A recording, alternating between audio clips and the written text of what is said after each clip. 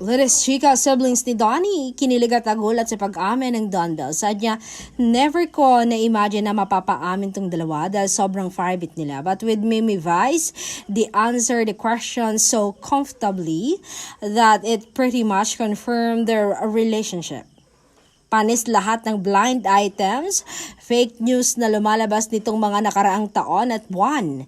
And if you watch the whole vlog of Mimi Vice, hindi naman nila sinabi kung kailan sila naging official. But it's clear that they've gone through a lot together and are now in a very healthy relationship. I'm just so happy that they're finally free from toxic love team narratives.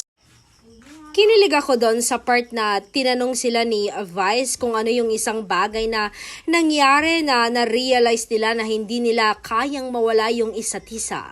Tapos sabi ni Donnie na naginip daw siya na na-hold up sila. Tapos sinabi niya sa hold upper na kung babarilin si Belle, barilin na rin daw siya.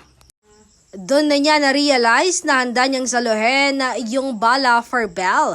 Tapos nung na-expose si Belle sa COVID, pinuntahan niya sa bahay tapos may dalang sign na I wish I could hug you. In love talagang malala ang kapatid ko.